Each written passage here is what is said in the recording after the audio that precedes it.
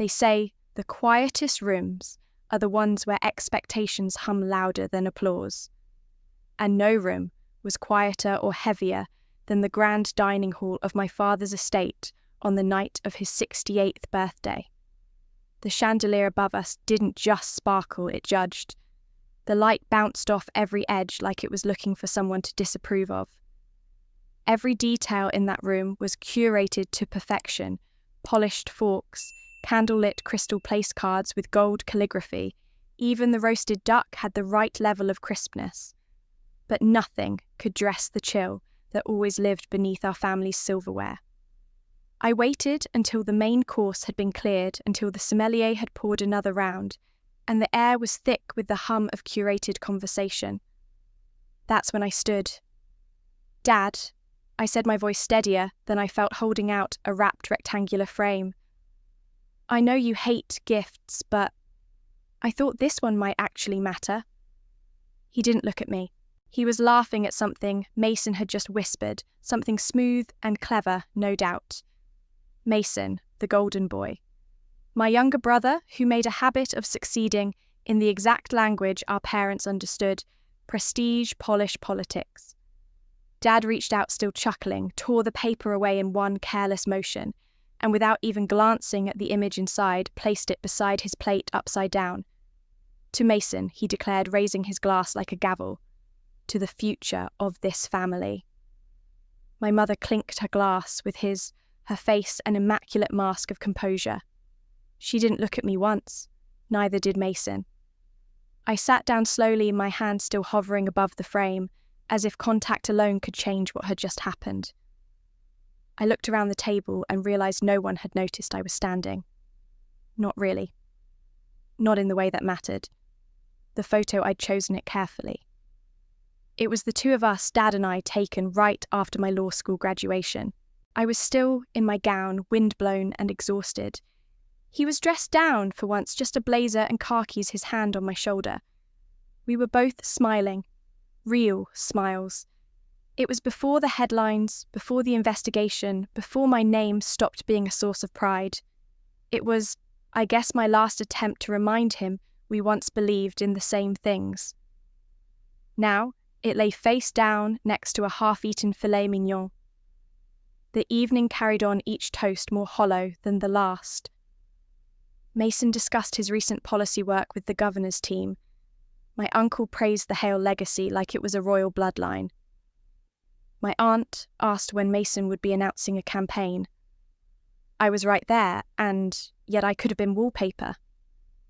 Then, my mother leaned toward her neighbour and said, loud enough for my ear to catch, "I still have the rug picked out for Victor's office." Back when the Supreme Court shortlist still felt real.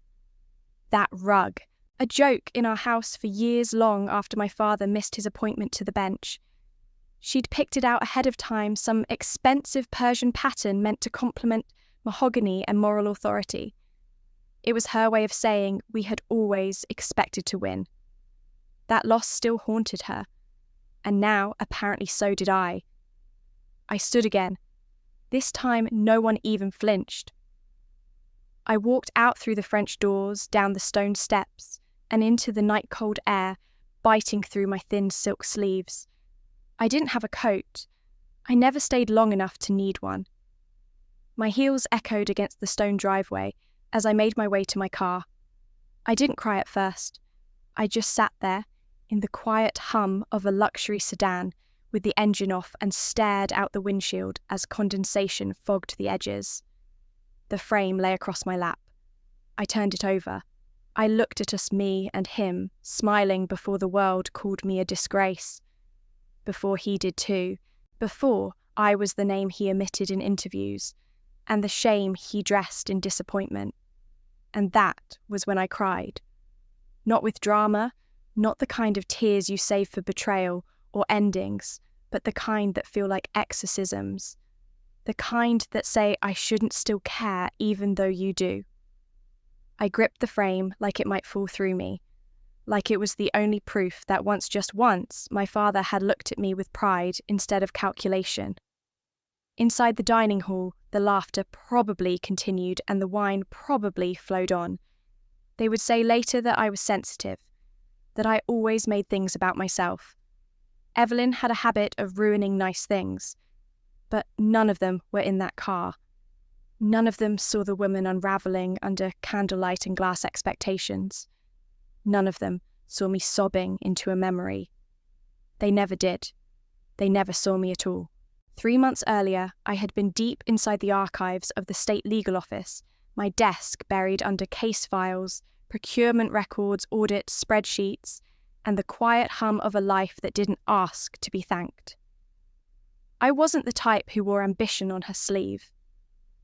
I wore it in silence, in the way I stayed late, reread contracts line by line, memorized funding codes, and learned how corruption hides not behind lies, but behind bureaucratic language no one bothers to read. The case was simple on the surface, a review of a massive elder care privatisation contract. But the numbers didn't sit right. Costs ballooned with no increase in quality of care. In fact, the reports from inside the facilities told the opposite story. Rationed medication, understaffing patient injuries, logged as natural decline. Most investigators would have stopped there. A few anomalies, unfortunate budget mismanagement. I didn't. I kept digging. I requested internal memos from subcontractors' bank routing slips, even old calendar metadata, anything that might draw a clearer line. And that's when I saw it, a string of deleted calendar invites marked only as Review, Private Health Liaison.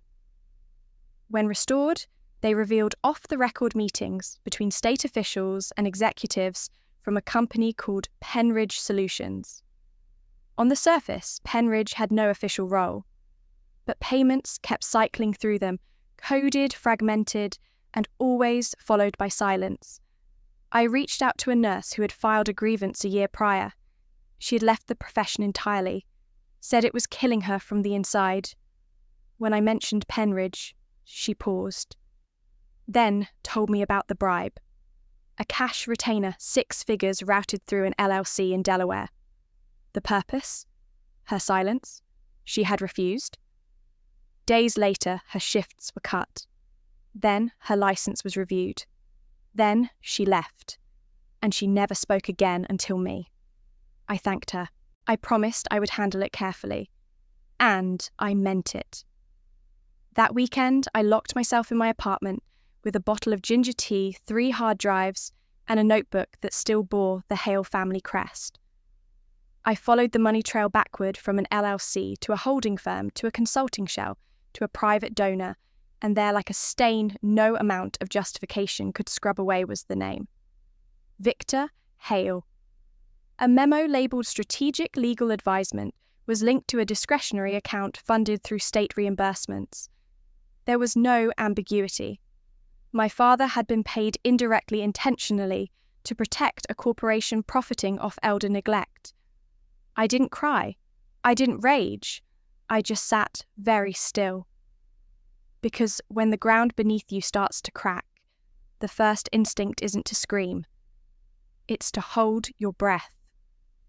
The following Monday, I submitted a sealed report to the Office of Legal Oversight, accompanied by a sworn affidavit and digital verification of all metadata trails. I even submitted myself for internal review voluntarily, just to ensure I had no perceived conflict of interest. I told no one. Not even Sarah, my closest friend at the time who worked in communications. It wasn't about drama. It was about integrity. I did it by the book, by every damn line of it. And for 72 hours I believed it would matter. Then came the leak. A source close to the investigation told the press that a state investigator had falsified financial data to frame a private contractor. Within hours, they had my name, my face, my high school GPA. Everything that made me a person was flattened into one narrative whistleblower turned fraud. The media didn't hesitate. It never does. The story was too sweet, too perfect. The daughter of a former federal judge trying to take down a rising healthcare conglomerate. Of course she must be unstable, envious, angry, possibly delusional. Commentators used phrases like family trauma and unprocessed resentment. No one talked about the patients.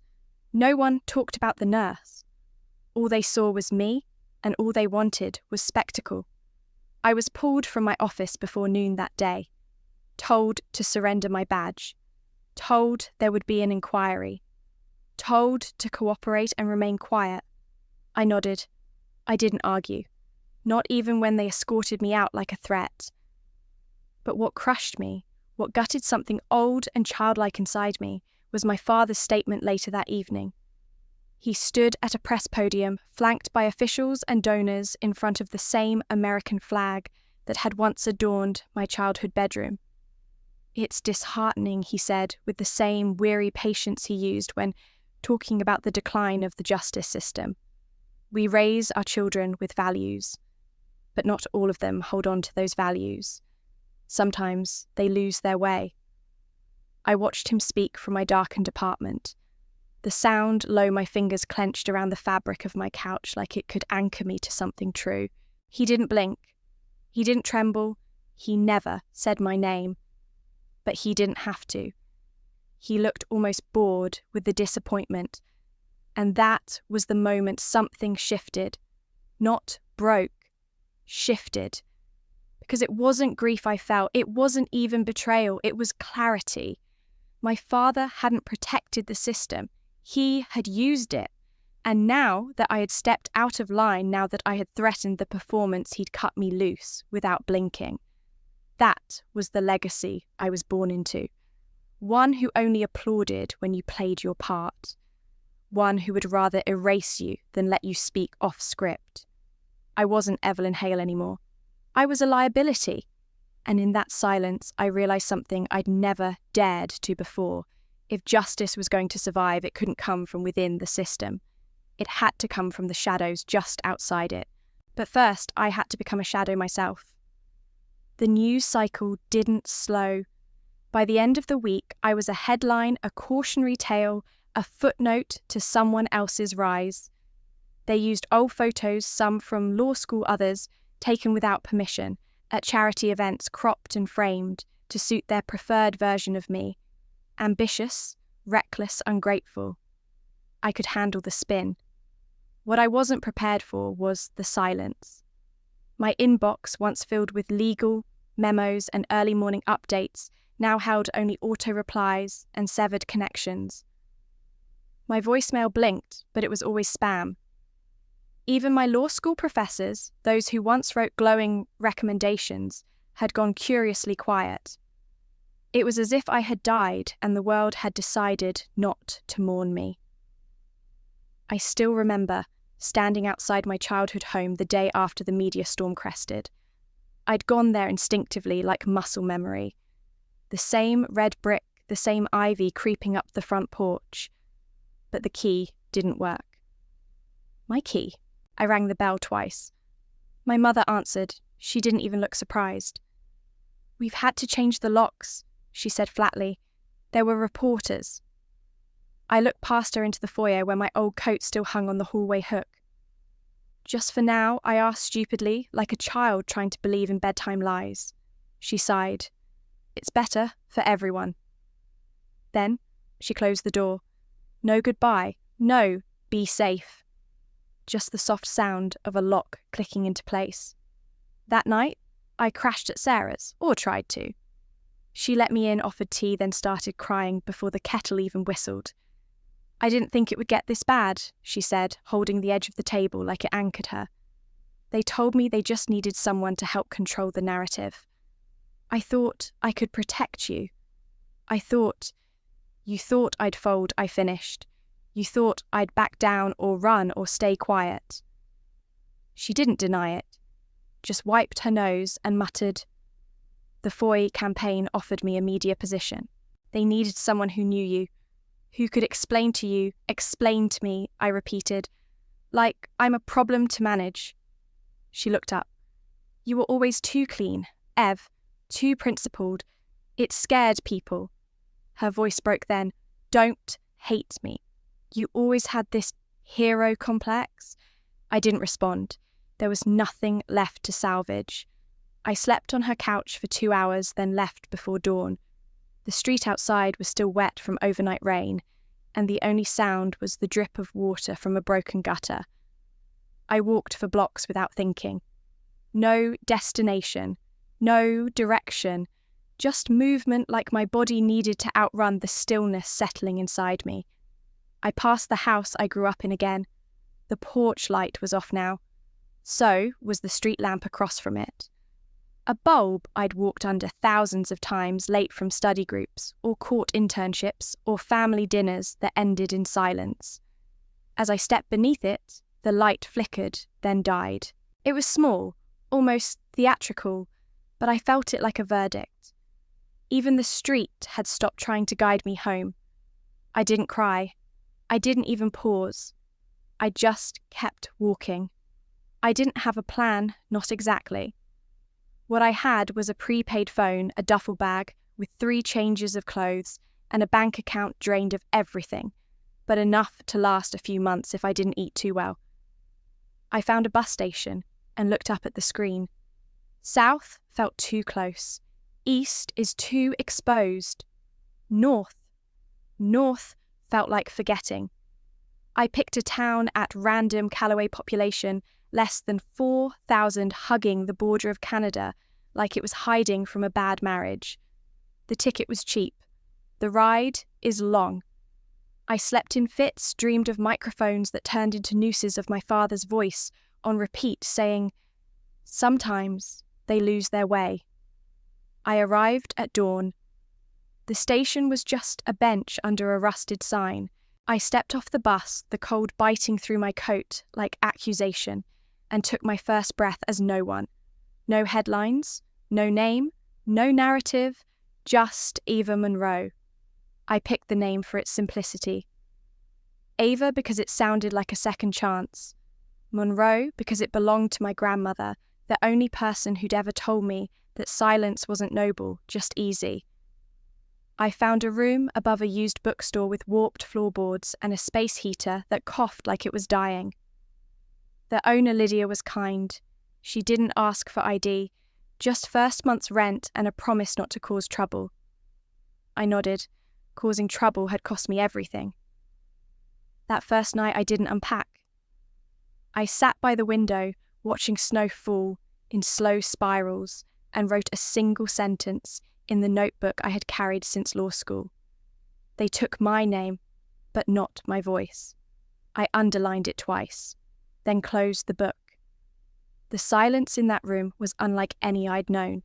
It wasn't judgmental like the Hale dining hall or clinical like the legal office. It was blank. And maybe that's what I needed. Not a stage, not an audience, just space to exist without being defined. I wasn't Evelyn Hale anymore. And for the first time in my life, that wasn't a tragedy. It was a beginning. Just space to exist without being defined. I wasn't Evelyn Hale anymore. And for the first time in my life, that wasn't a tragedy. It was a beginning. Callaway was the kind of town that didn't make noise unless it had something to say. Mornings smelled like old coffee and wet pine, and the local paper still printed obituaries in italics. I took a part-time job at the library 2 blocks from my room above the bookstore, mostly shelving returns, and leading a weekly creative writing group for adults who carried more story than style. Lydia, the bookstore owner, vouched for me with a single sentence. She reads like someone who's lived. No one asked for more. I told them I used to be a teacher, and it wasn't entirely a lie. In that quiet rhythm, I built something that resembled safety. I learned the names of the regulars: Tom, who read spy thrillers and always smelled like motor oil; Denise, who organised bake sales like they were legislative acts; Grace, who came to the writing group every week and never shared a word, only listened. I kept my head down, my profile low. I wore grey, walked quickly, and avoided eye contact. I was rebuilding not for glory, but for breath. And yet, some habits don't die.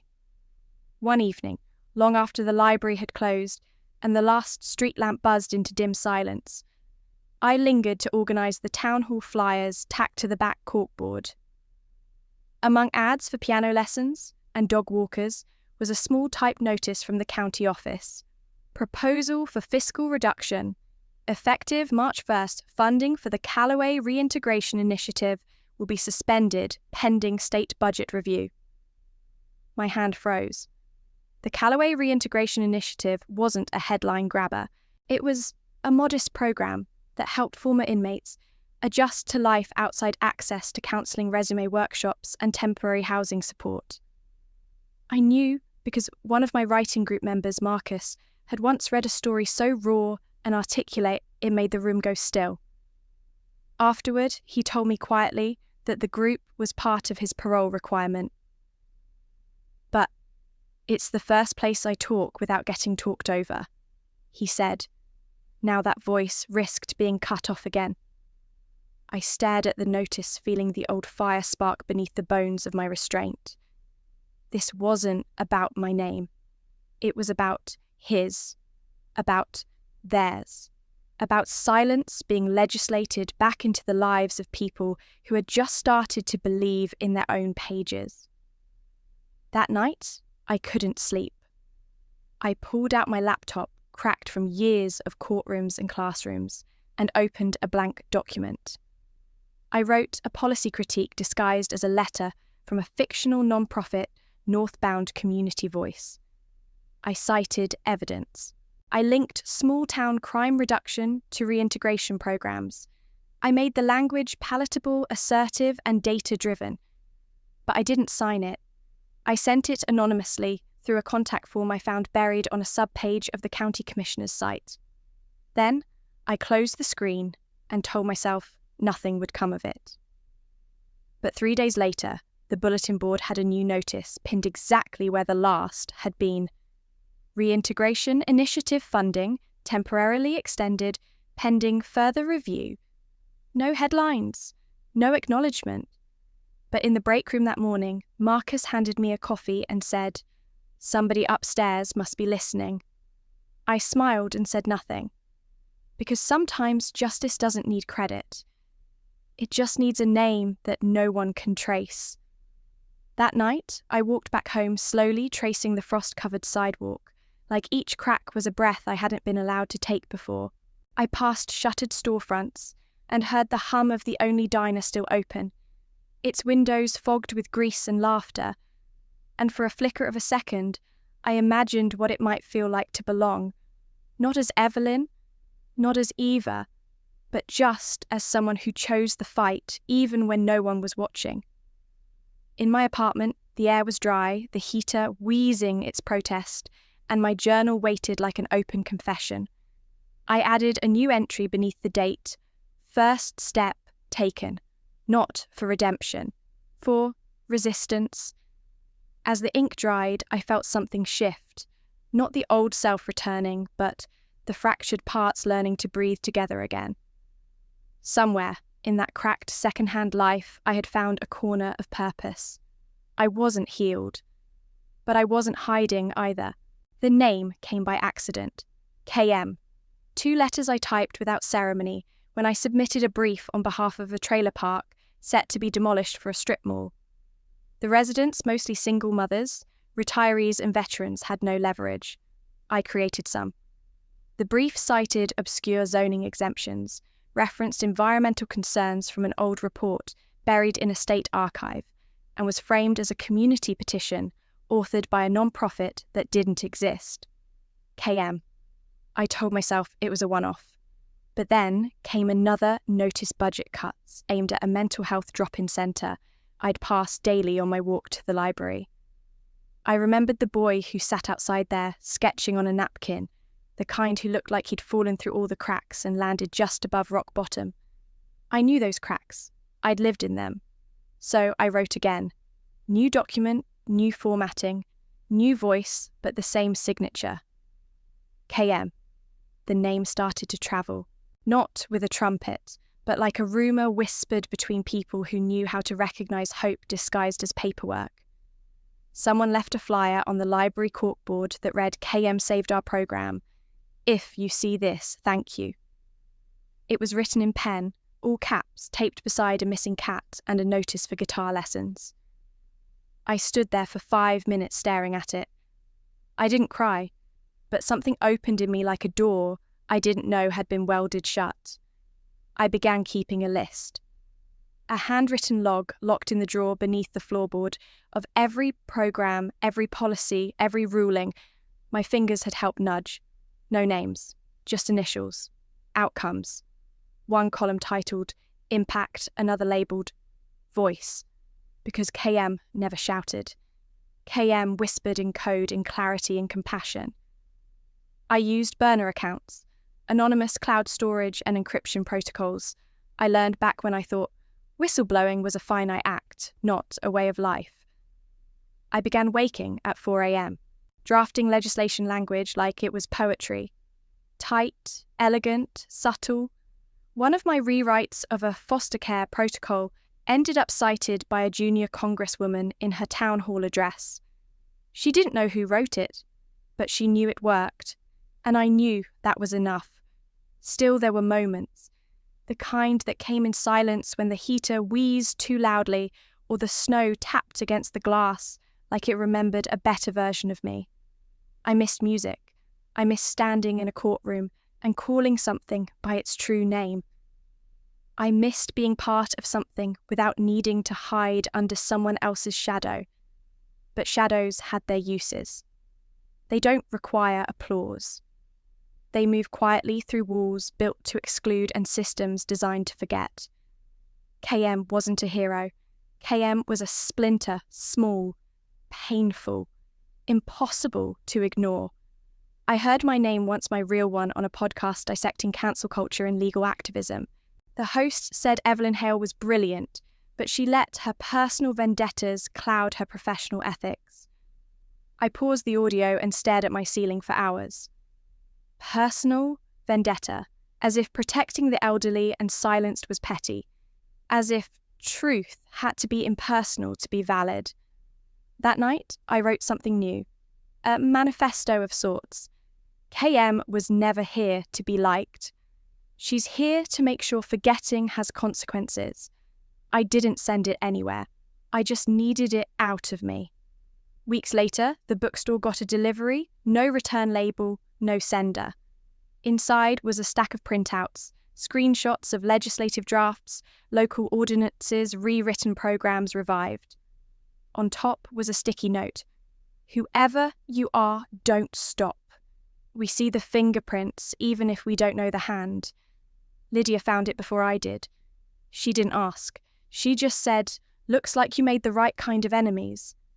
And that was enough. The world didn't need to know Evelyn Hale had become KM.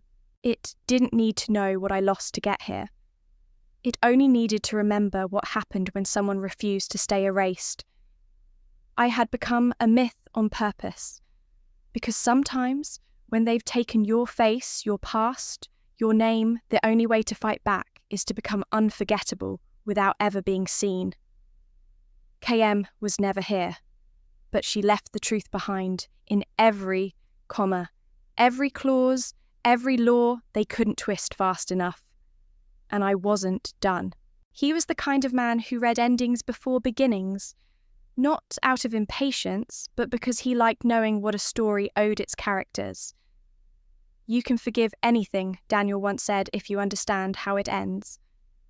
I didn't know how to tell him that my ending had already been written, once burned into headlines buried under shame, and everything after that was just a slow erasure.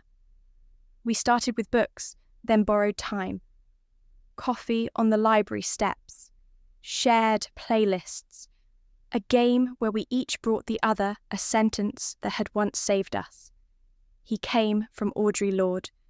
Your silence will not protect you. Mine, though I didn't say it was mine, came from Baldwin again. Not everything that is faced can be changed, but nothing can be changed until it is faced. He nodded when I read it aloud, eyes lingering on me like he knew there was more I hadn't said. I told him I liked that it didn't promise victory, just a necessity. We didn't kiss right away. We weren't that careless. What we did was linger in each other's sentences a little longer each day, as if the words themselves might be safe enough to hold the weight of everything we weren't saying. He invited me to his classroom one afternoon to guest read for his literature seniors. Something modern, he said, but with teeth. I chose Ocean Vuong. The room went still when I finished. A girl in the back wiped a tear before pretending it was dust. Later, Daniel thanked me with a folded note. Your voice doesn't just read poetry. It reclaims it. I wanted to tuck that sentence into my skin.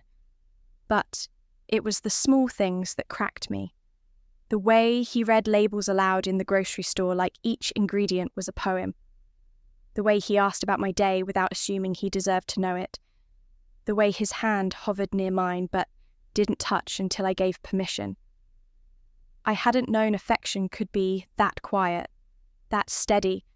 I hadn't realised how long I'd gone without softness. And then he found the memo. He didn't say KM out loud, just handed me a printout and said I've been using this structure to teach persuasive writing. It's surgical, efficient, almost familiar. I stared at the paper, the phrasing, the cadence. It was mine. Not, in theory, in fingerprint. I had written those lines under duress, under cover, under a name that wasn't mine, and yet more mine than Evelyn ever was. Looks like someone's reading your mind, he said. It was a joke, but it landed too close. I smiled, small, measured, or maybe good writing just echoes itself. But he didn't press. He folded the page again too slowly. Our next few conversations were shorter, more weather than wonder. He stopped bringing chai. I stopped quoting Baldwin. We both pretended it was scheduled, not distance. But in his eyes, I saw a question forming one he hadn't asked, one I couldn't answer. Not without unravelling the very mask that allowed me to keep breathing. I tried once to write him a letter, to tell him that KM wasn't a vigilante or a liar, just someone trying to stitch truth into places the world had left bleeding. I told him on paper that I wasn't ashamed of who I was, only the silence I had to wear like armour. But I never gave it to him. I burned it in the sink, watched the ink curl and vanish. He deserved love, not war, and I only knew how to fight. The distance held. He stopped staying late. I stopped hoping. But every so often, when I passed his classroom door and heard him reading Baldwin to a new group of kids, too tired to understand their own power, I wanted to tell him that some of us still believed. That even in the dark, we were writing back. KM still worked in the shadows, but sometimes I'd print an extra copy of a policy draft and slide it into the staff lounge with a post-it that read, "For your lesson plan." A different signature now, just one letter. E. And Daniel, ever the quiet scholar, would nod at me across the hallway holding the draft like it mattered. He never said anything, but I think in his way he knew. And maybe that was enough for now. I was in the process of folding the latest policy rewrite when my phone buzzed the first time in weeks. Someone had texted about something that wasn't a delivery confirmation. Sarah. Strategy meeting moved up. Gov's team wants KM traced. You okay? My breath stalled. Strategy meeting, the governor's team.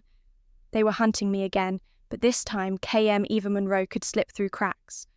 I stared at the screen, the cursor blinking behind the paragraph I drafted for a county housing grant. I'd been careful. Obscure alias, encrypted docs, burner accounts.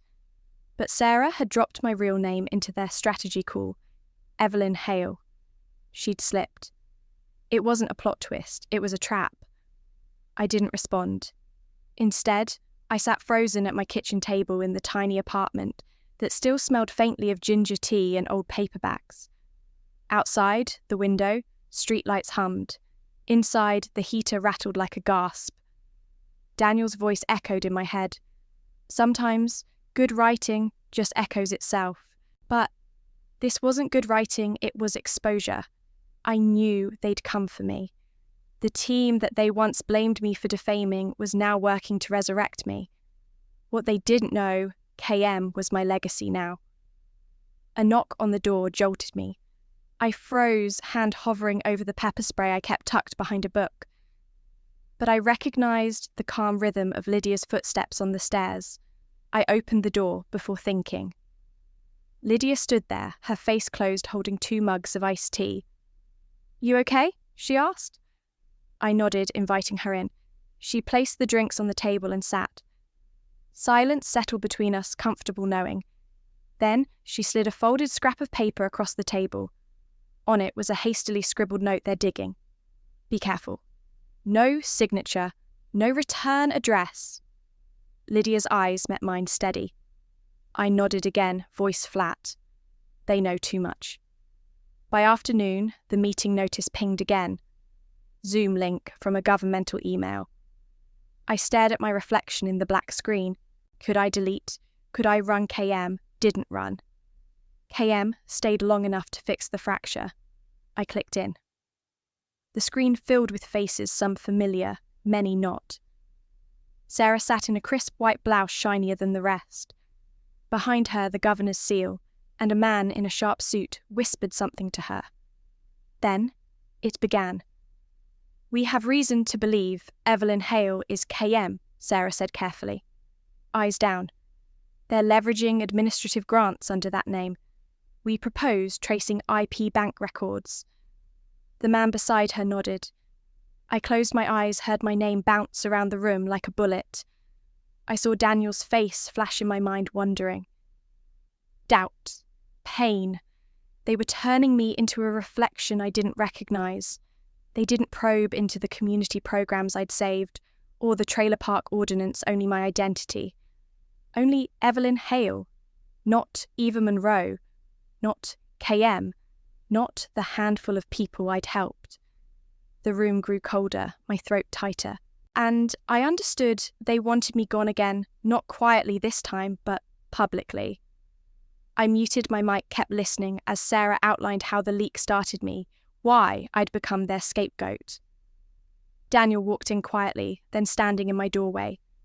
He'd heard the buzz, wanted to check on me. I hit stop on the Zoom silence notifications and stepped aside. He entered, concern etched in every line of his face. I didn't meet his eyes. "They're coming for me," I told him softly, voice straining. "They know it's me." He touched my shoulder. "Let me help." His voice cracked with compassion. I shook my head. "You can't." He pulled out the crumpled memo in his hand, the one he'd shown me back when he first smelled familiarity in my writing. "Sarah, the governor. They think it's you." I closed my eyes.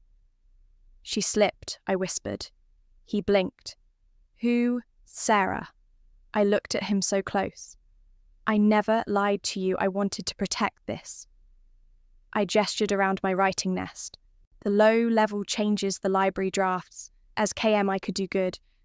But Evelyn Hale, it's toxic. He didn't reply. His jaw clenched. I rubbed my temples. They'd spoken of tracing IP subpoenas. If they cracked the alias, they'd unravel Calloway's better programs. But worse, they'd expose me to the same shame, the same abandonment all over again. And Daniel, he'd see the truth from a guardrail. I pulled away, my first instinct to disappear. But I didn't. I exhaled. He said, "Let's fight this." I looked at him, tired, raw, hoping. I shook my head. I can't, and I meant it if I fought I'd drag him into my war. He stepped back. Over the next 2 days, I felt the pressure build. Local reporters called inquiring about leaked documents from KM's server. A friend from Daniel's staff invited me to a meeting at the local diner, Coffee Hush Friends. I went. Daniel was there waiting. He pulled me aside. "Sarah said you're paranoid. She claimed you hadn't been responding to her texts, disappeared." 2 simple phrases that split me open. "She told them you were unhinged," Daniel whispered. Rage flickered through my chest. Not for her. Sarah, I understood betrayal. But I looked at Daniel. "I wanted to protect you," I said quietly. "This alias, this shadow, was safer." He touched my arm. "Not if it disappears you." That night, I sat by the window, watching snow, drift dully against streetlights. My fingers hovered over the burner accounts of the encrypted files. I could delete, I could run, or I could surface. The irony was bitter. They hunted me for saving programs. They vilified me to protect donors. They used Sarah's slip to dismantle what I built. And now Daniel, he'd glimpsed my world, but hadn't fully walked in it. If I surfaced, I might lose Eva Monroe, but perhaps Evelyn could finally be redeemed, not by family, but by truth. I drafted an email to Daniel, to Lydia, to a select few in the community, explaining KM's work, why I stayed hidden, and what might happen if the alias was dissolved. Before sending, I hovered. The cursor blurred tears. I realised the new cracks began not with Sarah's slip, but with my refusal to anchor a truth to a name. A final click sent it. The silence afterward was absolute. The next morning, a news alert popped up: local policy advocate EM surfaces to defend alias demands transparency. I stared at the glowing headline. The governor's team would escalate. Sarah's apology floated in careful distant. Daniel sent a message: meet me at the library. I knew what awaited, and I also knew this might be the last time I chose to be seen. I pushed open the library door to find the grand glass panes fractured one corner, missing entirely, shards scattered across the marble floor like fallen stars turned to dust. It looked like a wound alabaster veneer, broken and bleeding light. Daniel stood just inside the warm glow of the afternoon sun, slanting over his back, making his silhouette appear almost statuesque against the ruin. He offered no words, but his furrowed brow, the quiver of his jaw, said everything. My phone buzzed in my pocket, though I didn't check it. I didn't need to. I knew the world had exploded already. News outlets were running with the headline, alias KM unmasked as Evelyn Hale, former state investigator. The anti-KM mobs had found traction.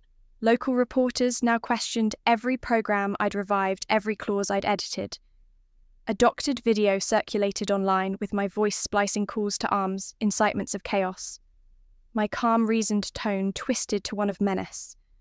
A montage of images, my face the repaint of state legislation, alleged photos of me entering legislative offices, turned my identity into a political weapon. I felt like I was living inside someone else's nightmare. Daniel held his phone out to me. The screen showed a cut-and-paste memo claiming Evelyn Hale was fronting for a campaign donor network. The text was typed official-seeming, but manufactured a shell game of half-truths. My throat went dry. I swallowed. Daniel's voice trembled when he finally spoke. It's you. They're calling you a political operative. They're saying KM is part of a hidden campaign. I closed my eyes, thinking back to that first night. I walked into Callaway and chose the name Eva Monroe. I chose that alias to live invisibly, to do good in silence.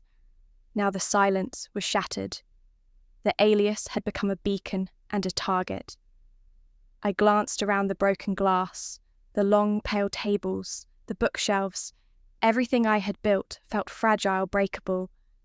The library was more than a workplace. It was a cocoon, and now it lay in ruins, both literally and metaphorically. Daniel stepped forward, his expression softening. Are you okay? I tried to nod, but ended up bringing my hand to my mouth. I felt small, exposed, a refugee of my own making. I don't know. My voice cracked.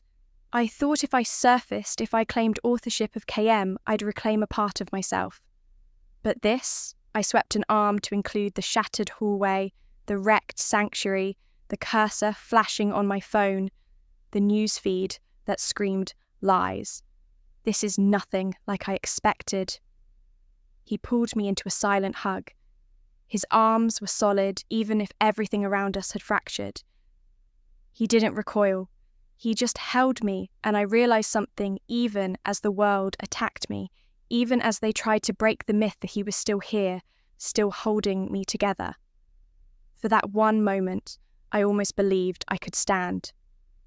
But reality crashed in. When we pulled apart, a hush fell over the library's few patrons people, glimpsing us and then averting their eyes, uncertain whether to help or retreat.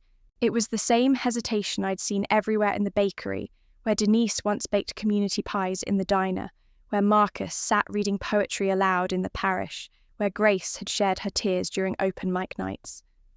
Each look carried the same question. Is she still one of us? Daniel lifted an arm to shield my view of a passerby who stared for too long. Ignore them, he said. They don't matter. But they did. They mattered because their silence spoke louder than any slander. Their hesitation reversed every moment of trust I'd earned in Calloway. The programs that had won small victories now stood in shadow, waiting for me to fix the damage I never intended to cause. My phone buzzed again, this time with a message from Lydia. Went to check on the cafe. Some reporters here are asking about you. They mean business. My chest tightened, grief spiking like acid in my veins. I glanced at Daniel, his jaw setting into a determined line as he looked back at me. You did the right thing, he told me. You named it. You showed up. I shook my head. I showed up and broke it. Tears welled despite my best efforts. If being KM was about helping people who slip through the cracks, then Evelyn Hale is the crack. I don't know how to exist without breaking systems or people. Daniel shook his head, frustration mixing with affection.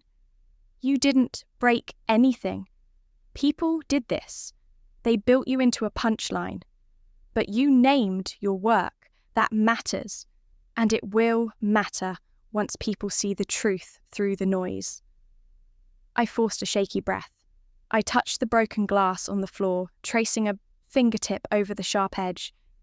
It cut through the borderline between what I wanted to be and what I was now forced to appear. Symbols, I whispered, symbols like this library, they can't take them without breaking something real. He paused. Does it matter to you? Being real, I nodded, though the question pierced the center of me. I had believed hiding under the radar made my work more powerful, but now I saw that hiding could hurt the very programs I'd saved. I'm scared, I admitted. I'm scared of losing everything I've built and losing you. He stepped closer still, offering a hand that trembled slightly. Then, fight. Let me help you. Let the town see the real you, not the lie. Not a hero. Just someone who cares too much. My breath caught. That offer felt like daylight pierces a cave, unsettling and brilliant all at once. I looked at his face, the warmth, the conviction. I had refused him before because I thought I had to protect him. But maybe protection meant standing up in light, not hiding in shadows. A siren wailed outside. Ignoring it wouldn't change the day. The world had already chosen to rip me into fragments. But perhaps in this moment of fracture, I could choose to hold a piece together. Okay, I said slowly, but I need to do it my way. My truth, no spin. Daniel nodded. Then, let's start now. I turned to look at the shattered glass at my feet. Something about standing in this broken entrance, watched by people who had already judged and whispered, made me tremble. But I straightened my shoulders. I'll walk out, I said. But not as KM, not as Evelyn Hale who lived in shadows. I'll walk out as Eva, as me. He squeezed my hand. And I'll walk with you. We stepped out together, the crunch of glass underfoot loud in the stillness. Outside, the midday sun was sharpening shadows on the sidewalk, flattening the world into black and white contrasts. Reporters glanced as we emerged. Cell phone cameras flicked on like red lights. Some locals paused uncertain whether to greet us or stare away. I lifted my chin. This is Calloway, I said softly, but the words carried farther than I expected. You know me. You've seen what I did. Not because of a name, but because it worked. A woman in the crowd called out, "Can you fix the initiative funding?" I swallowed. "Yes," I said. Even as the cameras pivoted, I felt the hinge of my future begin to shift. I was no longer broken, I was starting again. The glass behind me lay in jagged fragments, but I walked forward undaunted. The library symbolized more than me. It symbolized the power of quiet hope in broken places. I might stand in shadow no longer, but I would always know how to move through it without disappearing. And with Daniel at my side, I realized I didn't have to. The next morning, a letter arrived. Not an email. Not a DM. A real letter, the kind that carried weight before you even read the words. Lydia handed it to me at the bookstore counter, her brows raised just enough to say she hadn't peeked. The envelope was unlined, hand-addressed, slightly smudged at the corners, like it had travelled a long, unkind distance. The return name was written in careful, thick strokes, Malik J. I knew it before I opened it. One of the first men the reintegration initiative helped before the budget slashes, before the memo rewrites, before I became both ghost and villain. Inside the letter read, "Dear Eva, I hope it's still okay to call you that. You might not remember me. My name is Malik. I used to show up late to the writing group sometimes, drunk on regret, always full of excuses. But you never made me feel like a waste. You once said to me, the world will try to shrink you to fit its fear. Don't let it." I wrote it on the back of a grocery receipt and kept it in my wallet until it disintegrated. You should know something. After the program got defunded, I didn't fall. Not all the way. I got a job detailing cars, saved enough for a GED, got my kid back for weekends.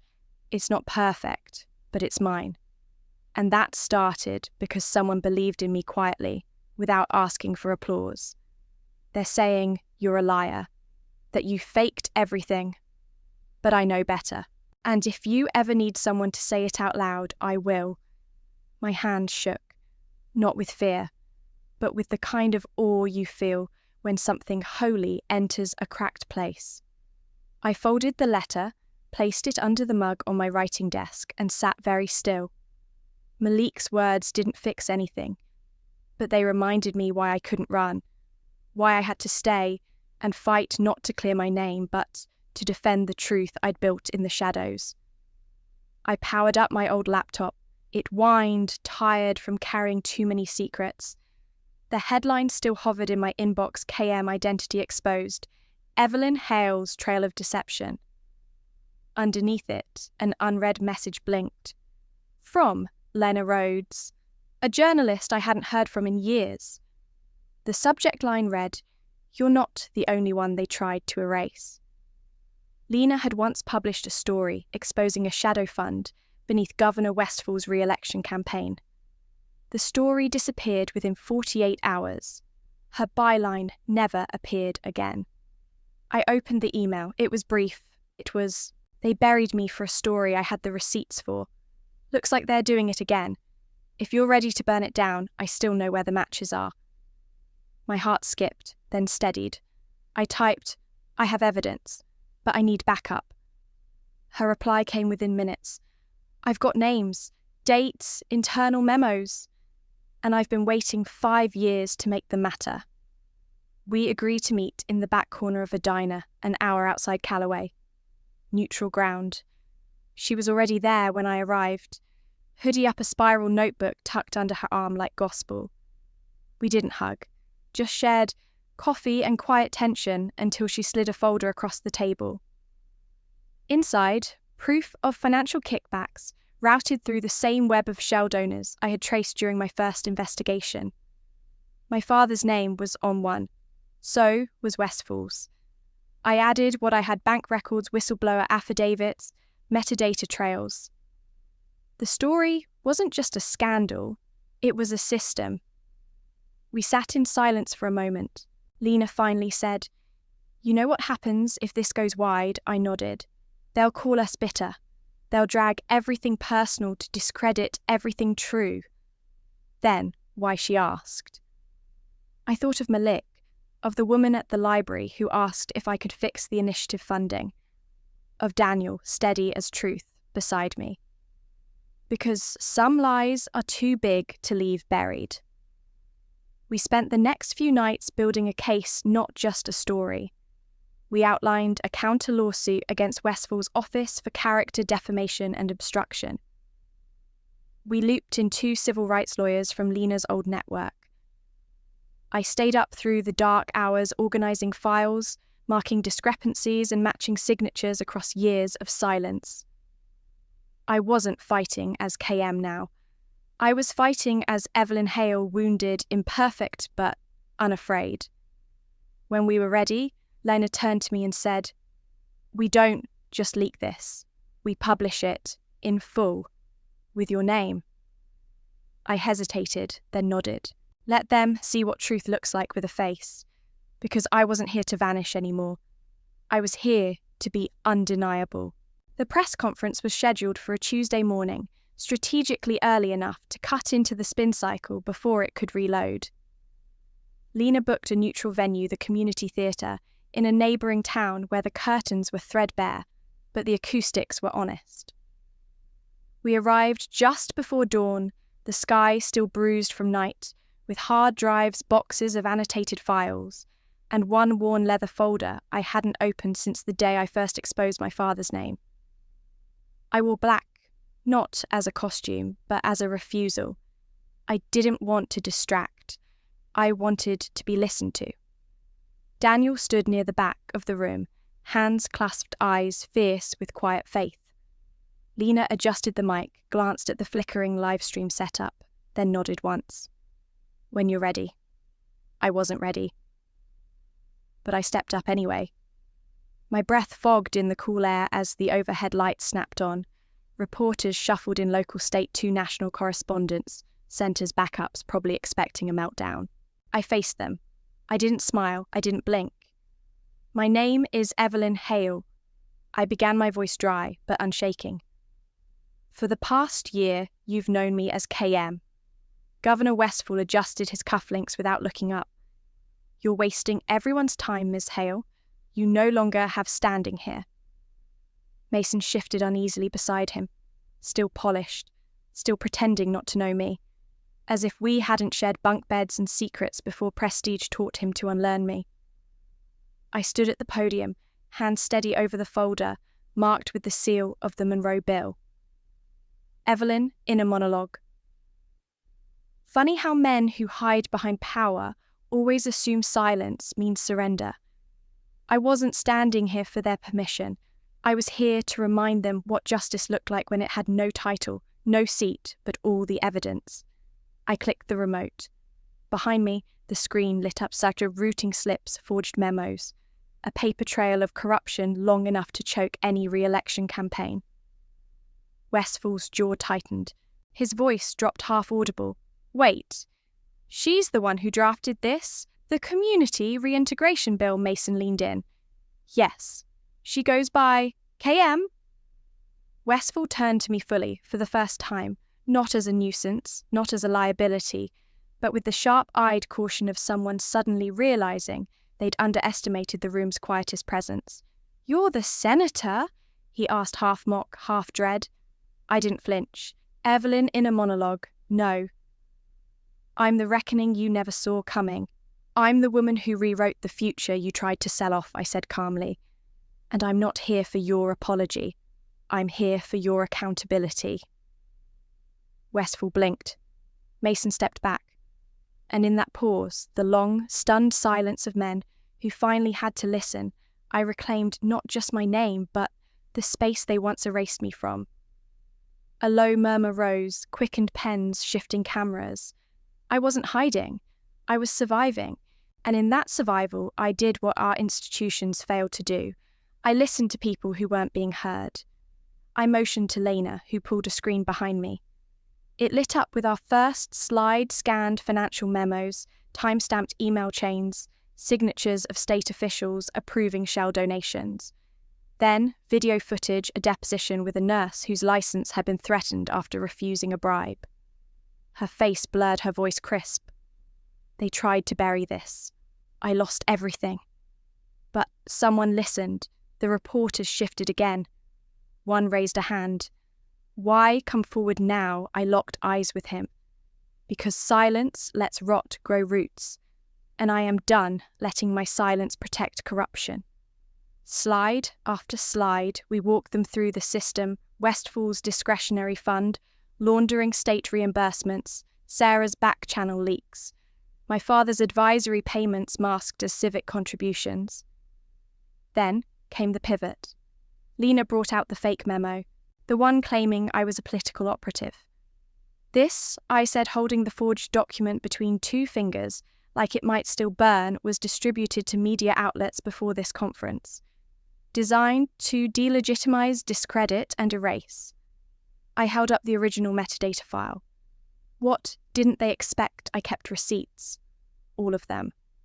By the time we reached the video of a campaign aide discussing KM as a threat to messaging control, the room was dead silent.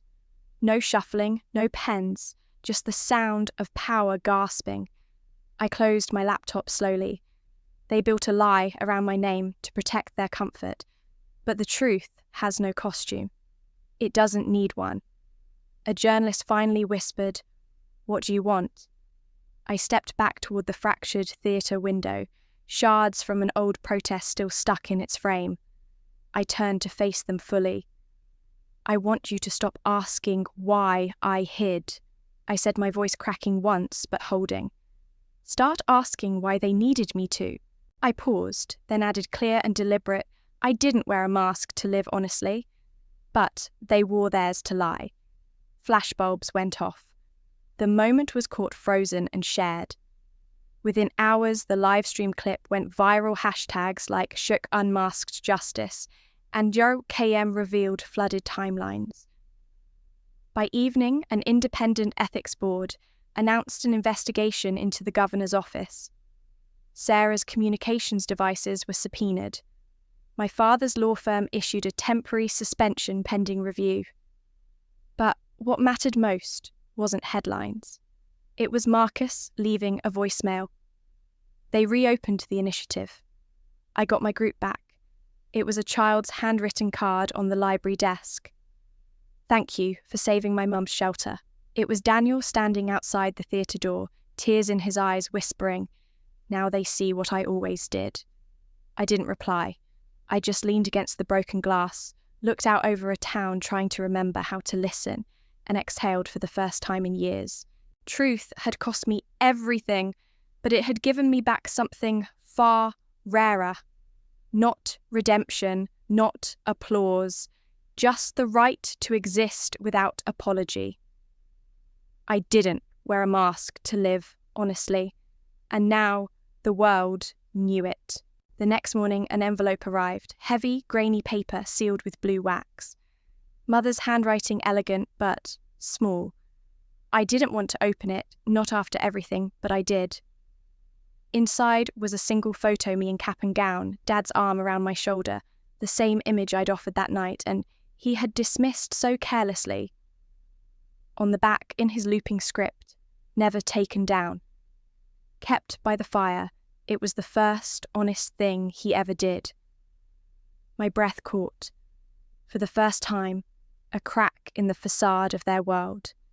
Somewhere between ego and regret, he'd kept that moment. I folded the photo, pressed it to my heart, and wept not for what was lost, but for what might still be found. Later that day, Leo appeared on my doorstep. His face was pale exhaustion and relief mingling in his eyes. "Ever?" he said, voice small. "I've been a coward. All these years I was afraid of becoming Victor, and in doing so, I forgot who my sister was." He held out his hands. I looked at him, Leo, who'd always seemed complicit, safe, loyal to a broken legacy. He swallowed. "I'm sorry. I don't expect forgiveness, but I won't stand in your way anymore. I want to help if you'll let me." I searched his face. Was this real or another fashion of convenience? I took a breath and nodded. "Start by telling me the truth you know." His shoulders dipped as if years of silence lifted in that admission, and I felt the first stir of family not ours, not as we'd been, but what we could become. That afternoon, I sent Daniel an email. 10 words, no flourish. "Please, come. Tonight. Town hall, speaking slot." I didn't know if he'd respond, but late that evening, as I stepped up under the yellowed spotlight of Callaway's town hall stage, he was there, standing at the back, hands folded, expression softer than hope. I nodded and he gave me that small, steady smile that always felt like home. I exhaled and began. The proposed legislation was called the Monroe Bill, a framework to codify community-based reintegration programs and protect anonymous policy contributors like me from retaliation. Callaway's council had passed it unanimously. The room was full. Marcus, Tom, Denise, Grace, even Sarah, her eyes relieved as they met mine. When I finished, applause rose gently, steadily, like a tide. Daniel stepped forward, the first to clap.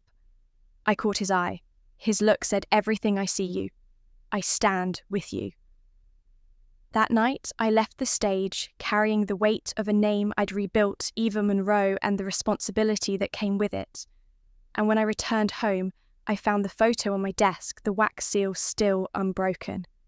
I placed it in my coat pocket alongside the Monroe Bill draft.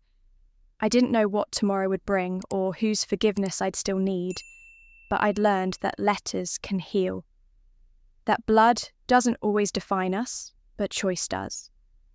That truth, once unmasked, can start a family anew. And this time I meant to stay. In the months that followed, I quietly withdrew from local politics. The Monroe Bill had passed and Callaway was rebuilding, but the glare I realised wasn't for me. I turned down offers to run for office and poured my energy instead into an invitation I never expected, a teaching position at Glenbrook Law School, a place I'd left as a hopeful student and later returned to as a scandal. Now, I returned simply as Eva Monroe, Adjunct Professor of Legal Ethics and Civic Policy. No on-air interviews, no titles. Just a classroom and a chance to guide others through the moral terrain I'd learned the hard way. I moved back into a modest apartment near town, just the kind of quiet life I once feared, and began designing a syllabus that asked one simple question: what do we owe each other when no one is watching? When my first lecture rolled around, the room was full of earnest faces, pencils poised. I walked in, carrying a small bundle, the graduation photo, Mum's letter, and Malik's notes. I placed them on the front desk behind a glass case I'd borrowed from the library. These, I told the students, are my testimony, not of perfection, but of choice. Their curiosity was tentative, then engaged. I spoke of bureaucracy and bravery of policy and patience of why silence no longer scared me. Outside the classroom door, I hung a plaque, the Echo Room, a place of reflection of sound checked against conscience. Invitations on the syllabus invited whistleblowers in training to speak, write and reflect anonymously, if needed, where voices could echo without fear. I also launched the Janine Foundation for Justice, named for the grandmother who taught me that courage doesn't always shout. We offer legal aid counselling and financial support for whistleblowers and fund educational fellowships for ethical public service. It's not a political powerhouse, it doesn't need to be. It's an echo chamber for truth. At home, I trace the glass case with my finger. There's the old photo folded into its frame. Beside it, Mom's letter, unfolded, edges softened. Beneath, Malik's note, folded into one corner. These things matter because they mark where I've been and why I speak now. I close my eyes and whisper. Silence doesn't scare me anymore. It's just space where I get to choose what matters enough to speak. And in that quiet, I feel everything come full circle.